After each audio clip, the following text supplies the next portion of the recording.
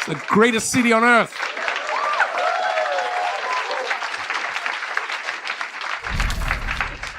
Let's hear you, New York. I think we're gonna have to roll. We'll be good. We'll be good. What's up? No, because of time. We wrap it up. You know, time-wise, we gotta roll. Why you want me to do something else, or you want to talk about something?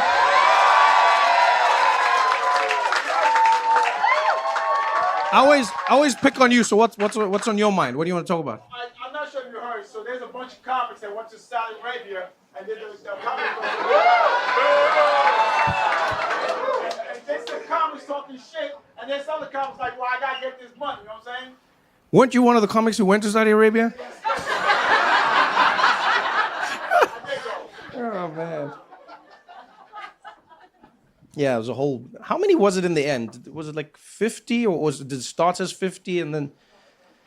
It was huge though, right? It was Saudi Arabia's first comedy festival, I think, the Riyadh Comedy Festival, and they had a bunch of comedians go out there.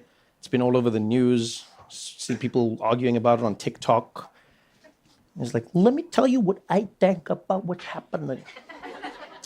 I don't know. It's an interesting one. I'll start with this. Like, when you know what Saudi Arabia is all about, it's weird to go to a comedy festival that is paid for by Saudi Arabia.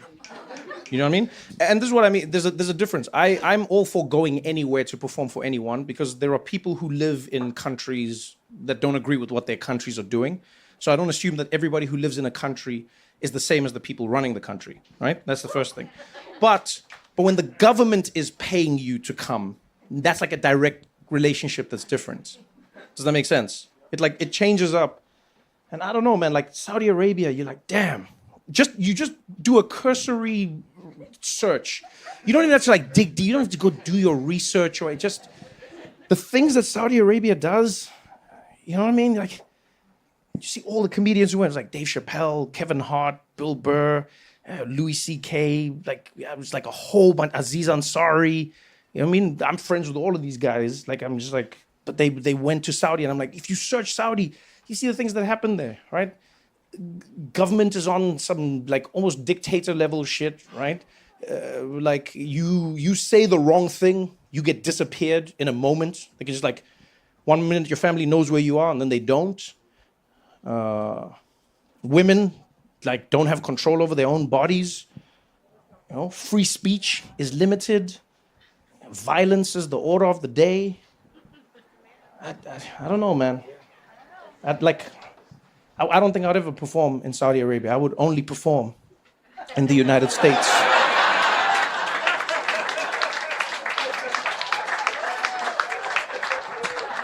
Because that would never happen here, Will.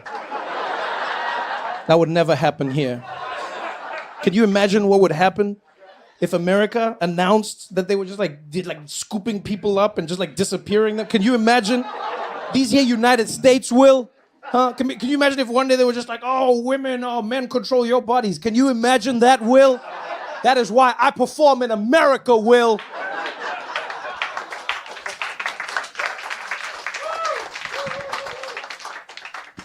I don't judge anybody, to be honest with you, especially in these types of things. Because I think, number one, everyone has a number. Number two, people like to judge depending on the position that they're in.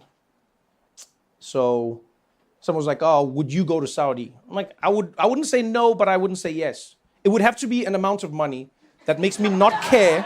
No, I'm being honest with you. It would have to be an amount of money that makes me not care about everything else that I'm going to lose. That's the honest truth. So like every person who would be disappointed in me, I would have to have an amount for what that's worth in my life.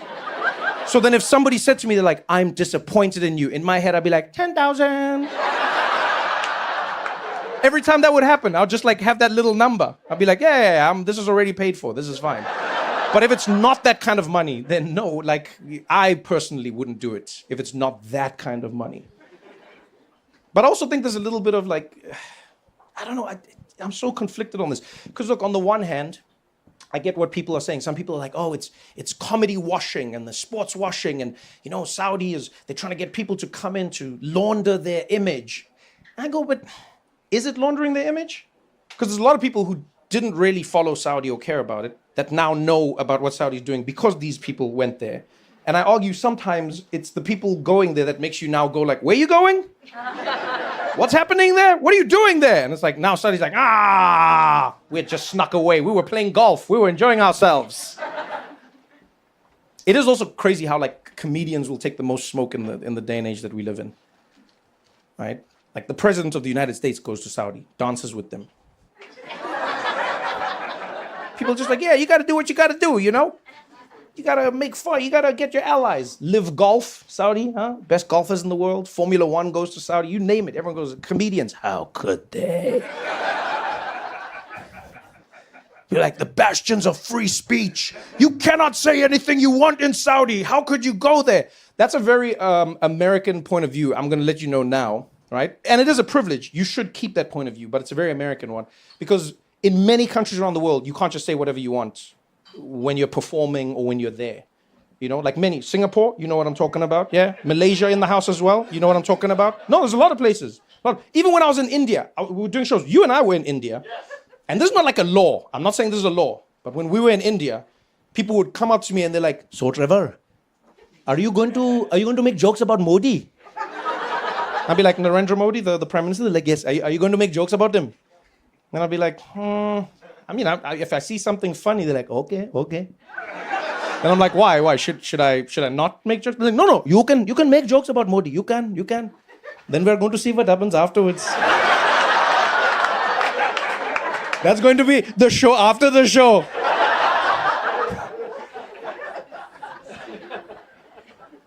It's almost perfect comedy timing that this happened now, right? Because had this comedy festival happened at any other time, I think America as an idea would have had more of a leg to stand on as a moral authority, right? But like, this is the same country where a few weeks ago, you know, Jimmy Kimmel gets kicked off his show for not making, by the way, he didn't even make a joke. I went back to look for the joke that they said, there is no joke. He just had a comment about something that he didn't feel was appropriate, and whether he's wrong or right, but it wasn't even a joke. He said nothing about Charlie Kirk. The joke wasn't about nothing. And they were like, gone. Right? Same country. Same country where hundreds of people have been fired for saying anything about Charlie Kirk post him being shot. Anything. People getting fired from companies, people for you in your private life say some shit and then your company fires you because they're like, Charlie Kirk. Here's the thing, I'm like, people are like, oh, what do you think? Charlie Kirk, to me, is like, okay, someone got shot. It's not great. I didn't wish for it. But now you can't like terrorize your population if they dare to say something about the thing. Do you know what I mean?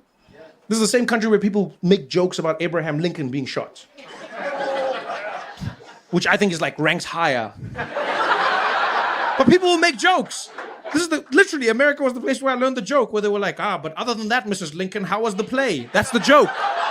Yeah, you know it. And it's crazy, but that's what makes America such a fascinating place, is that you can make those jokes.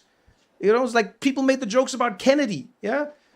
JFK, like after he was assassinated, people were like, oh yeah, well, they'd be like, I'm never buying a drop top, you know what I mean?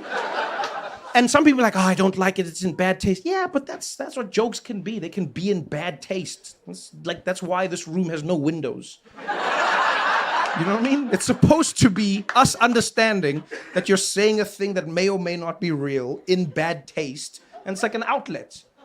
It's like UFC. Everything has context, right? People punch each other in the street, they go to jail. You put a cage around them and Joe Rogan on the side screaming. It's a $6 billion event. You know? So I mean, I don't know. It's like, it's not one of those things where I go, it's binary.